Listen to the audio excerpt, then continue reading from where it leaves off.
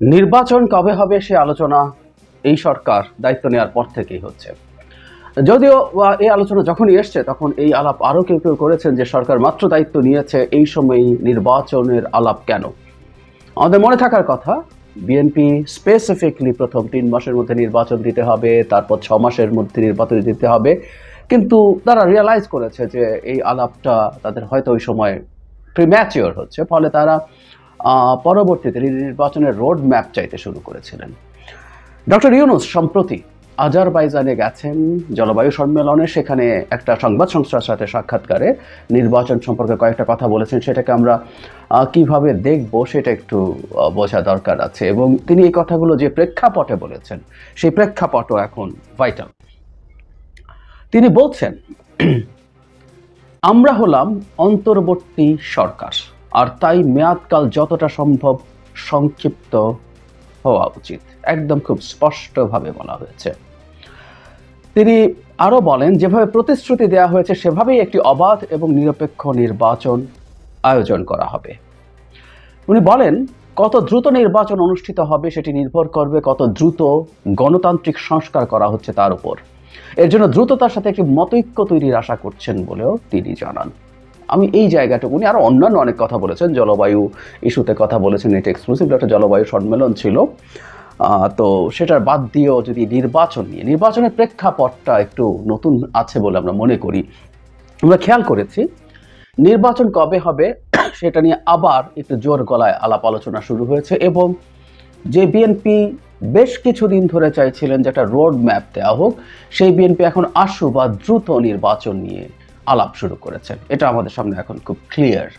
এটার একটা স্পেসিফিক পয়েন্টও আছে, আমরা ধারণা করতে পারবো। সেটা হচ্ছে বৈষম্য বিরোধী ছাত্র আন্দোলন এবং নাগরিক কমিটি তারা কতগুলো তাদের চাওয়া বা দফা ঘোষণা করেছেন নিজেদের মতো করে, এবং তারা সরকারকে চাপ দিতে শুরু করেছেন।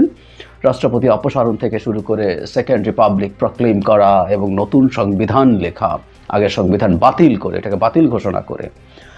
এই ঘটনার পর থেকে বিএনপি খুব জোরে দ্রুত নির্বাচনের দাবি আবার শুরু করেছে। সো এই প্রেক্ষাপটেই প্রধান উপদেষ্টা এই বক্তব্যটা দিয়েছেন, আমরা ধারণা করতে পারি। এখন কেন, বা এতে আমরা আদৌ কতটুকু কি মনে করব? আমরা প্রাথমিকভাবে মনে করব এটা যে প্রধান উপদেষ্টা দেশের প্রধান রাজনৈতিক দল বিএনপির জায়গা থেকে নির্বাচন চাওয়ার এই বিষয়টাকে অ্যাড্রেস করতে চাইছেন।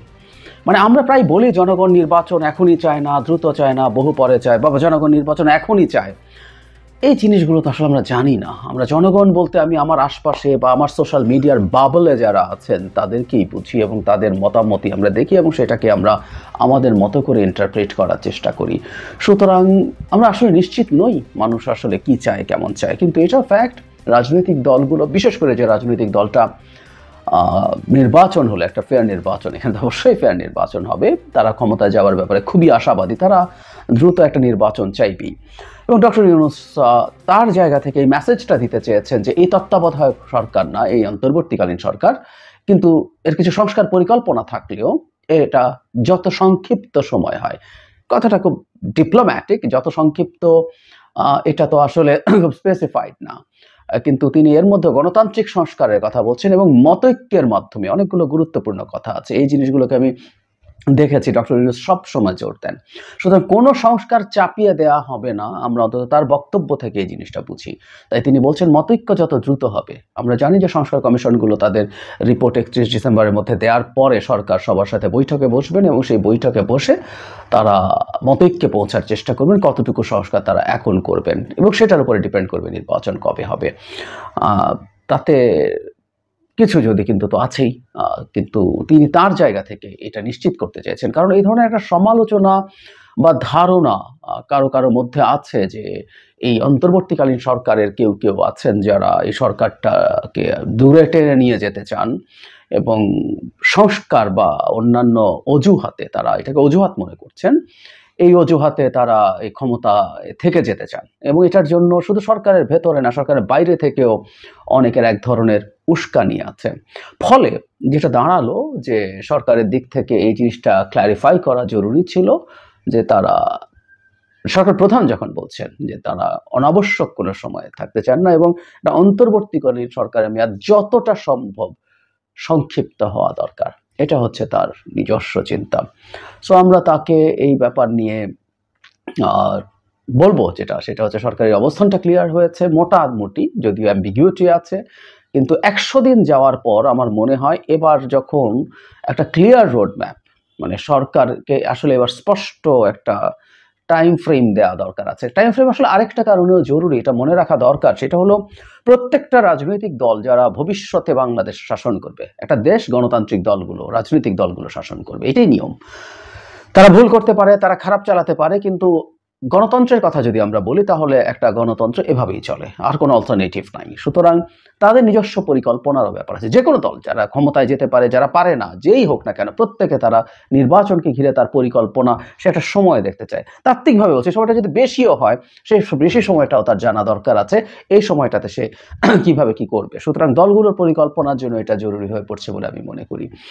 আমি আশা করি সরকার 100 দিন পার হওয়ার পর নিজেদের মধ্যে বসবেন এবং তারা আসলে আরো স্পেসিফিক সময় দেওয়ার একটা চিন্তা ভাবনা করবেন। আমি জানি সংস্কার প্রস্তাবের পর আলোচনার ভিত্তিতে সেটি ঠিক হওয়ার কথা, কিন্তু মোটামুটি তারা এখনই রাজনৈতিক দলগুলোর সাথে একটু যোগাযোগ বাড়ানো এবং তাদের মোটামুটি একটা ধারণা তৈরি করা, এবং সেটার আভাস পুরোপুরি স্পেসিফিক ডেট না দিলেও একটা আভাস তাদের নির্বাচন নিয়ে দেওয়া শুরু করা দরকার। কারণ নির্বাচনের ডেট এবং কবে নির্বাচন হচ্ছে এটা নিয়ে একটা অস্থিরতার শঙ্কা আমরা উড়িয়ে দিতে পারি না। কেউ চাইছেন, এমনকি রাজনৈতিক দলের মধ্যে কেউ কেউ আবার এই ব্যাপারে দ্বিমত প্রকাশ করছেন যে সরকার অনেক বেশি সময়ও থাকা উচিত। প্রত্যেকে তার তার রাজনৈতিক হিসাব আছে। সুতরাং এই হিসাব নিয়ে যদি মাঠের রাজনৈতিক দলগুলো নেমে পড়ে, এটাই সরকারের জন্য সামাল দেওয়া কঠিন হবে। সুতরাং সরকারের প্রোঅ্যাক্টিভলি, রিঅ্যাক্টিভলি না, প্রোঅ্যাক্টিভলি এই ব্যাপারটাকে ডিল করা দরকার এবং আরো বেশ খানিকটা স্পেসিফিক তথ্য তাদের খুব বেশি সময় নেওয়া উচিত না দেওয়ার জন্য।